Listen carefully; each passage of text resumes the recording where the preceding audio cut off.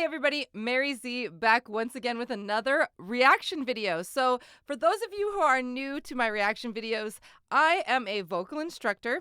I've taught singers and screamers now in the rock and metal genres and several other genres for over a decade. And I've been a singer and screamer myself in bands that were both signed to Century Media Records and Peaceville Records. You might know me from the bands Luna Mortis or White Empress. So thanks very much for checking out my videos and everything that I've been talking about lately. Today we're going to take a look at one of my all-time favorite vocalists, and fortunately it's also one that several of you have requested. So we're going to take a look at the legend, Heavy Devi himself, Devin Townsend. He is an amazing metal vocalist, and for those of you who are on my channel outside of the rock and metal genre, let me tell you, you're not going to hear a much more diverse and consistent vocalist as this guy. In the case of Devin Townsend, we're going to see that he actually does things very correct technically. So I'm going to explain what he's doing when and how their technically correct sounds. I actually chose a really weird video to do this reaction analysis for you. I just found that like a lot of his live festival footage, I wasn't hearing the vocals well enough,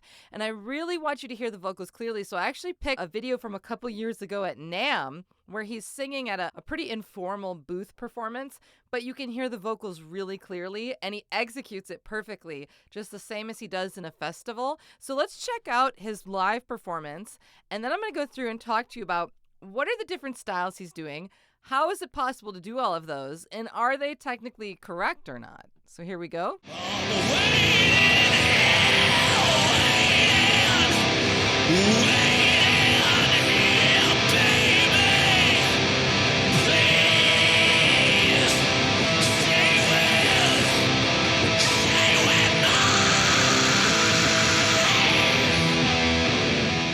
One of the things that a lot of people who come to me for lessons ask is they want to scream like Devin Townsend. There's two things that Devin Townsend is really excellent at. And again, I think he just learned these on his own. If you go all the way back to his oldest stuff, when he's like 19 or 20, to 1993 to Steve Vai's Sex and Religion album, that's his very first big record where he kind of got discovered. He was discovered by Steve Vai. He can kind of still do exactly this. There's usually 1% or a very small percentage of all athletes or musicians who have some kind of built-in natural crazy freakish ability or body type or something that allows them to do this. Most people, this is not the case. This is why I have a full load of students, is because most of us have to take lessons and work hard. So this is where his natural ability really shows through.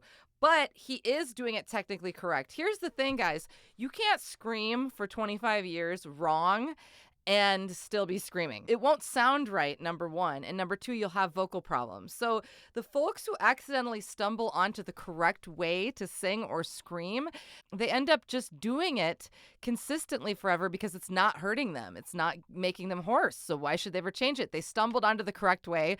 Lucky them. Very small percentage of people can do that. And Devin is one of those people. So what he does is he goes back and forth between voice with distortion, which is one type of scream, and fry screaming, which is another type of scream.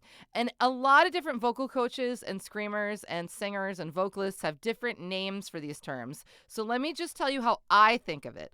Anything with your vocal folds shut, I consider fry screaming. Anything with your voice in it, where there's actual singing, hey, or a noticeable pitch in there, that we want to consider to be voice with distortion. But sometimes fry screams get these really high-pitched overtones, and Devin Townsend is very good at seamlessly going between raspy voice to high-pitched fry overtones. Let's replay that.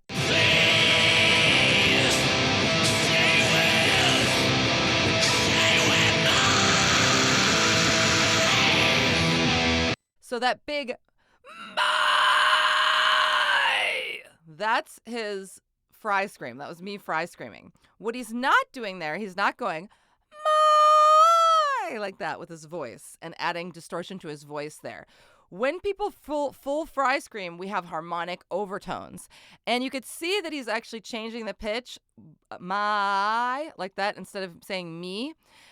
Stay with me is the words. And he's saying my. And why is that? Because when you lengthen the jaw in a fry scream, in a full distortion voiceless scream, you can get more high overtones. So he kind of just knows how to aim it. The other thing that he's doing really well is he's placing his distortion in the face really well. So if you've watched any of my Screamer series playlists or my fry screaming tutorials, or maybe you're a student of mine who's taken some lessons, you know that you want to place the screams into the face.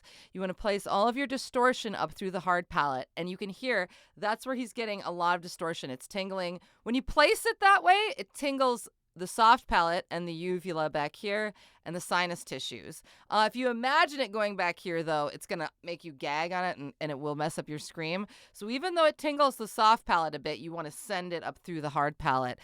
Envision it going that direction in your face. And fry screaming is actually not hard on the voice at all. It's the vocal folds sitting fully compressed, air escapes between them, and then we shake around the tissues over here. They're not moving. When we go back and forth between distorted with voice, where he says, stay, he puts his voice into it a little bit, and fry screaming, when we go back and forth between those two sounds, the distortion basically just stays in the same place. So the one thing that's changing is what he's doing with his voice underneath it.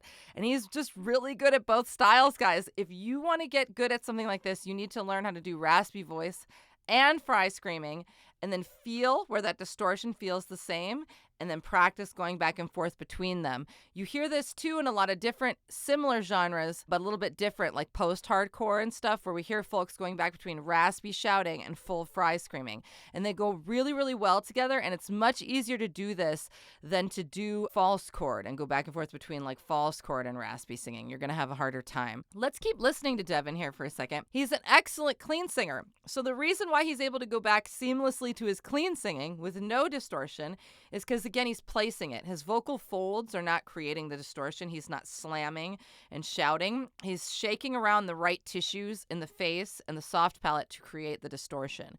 So if you're really confused how to do that, feel free to email me about lessons or check out my playlists.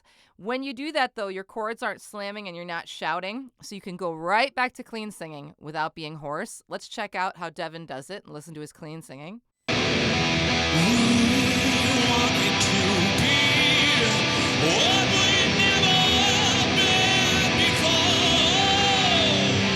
It is a bit more formal to let our vibrato through fully like that. So in a lot of modern genres, you don't hear that.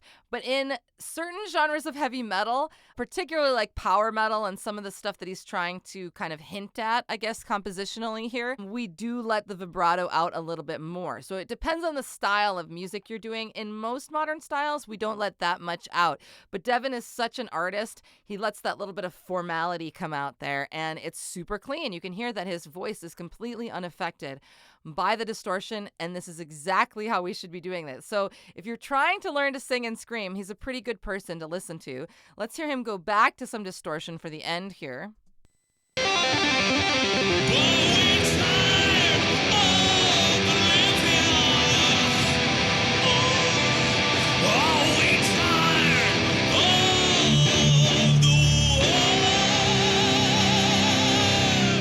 Very good, very good. So it ends with a lot of vibrato, world, and that's just fun for him. You can see he's obviously just having a good time, and he's very relaxed. So one of the things is that all of his tones are supported with his air. You don't see like a lot of aggressive in his shoulders and things. So you really need to learn your air support to make sure that you can keep your throat relaxed. The key principles here is he has good resonance, a relaxed throat at all times, and he's placing all of his sounds somewhere up towards the face where we feel the sound wave resonance, where the distortion should go. So he hasn't really had any training, guys. I know that this is a lot to be jealous over.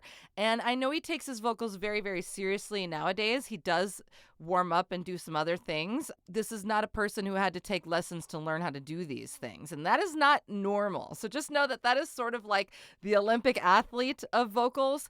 Not all of us can be Mike Pattons and Devin Townsends. Just know that a lot of this stuff can be learned, and your hard work can replace some of the natural ability that some of these folks have, because most folks just don't have this and do need to put in the work. So if you're interested in lessons, email me at voicehacks@gmail.com.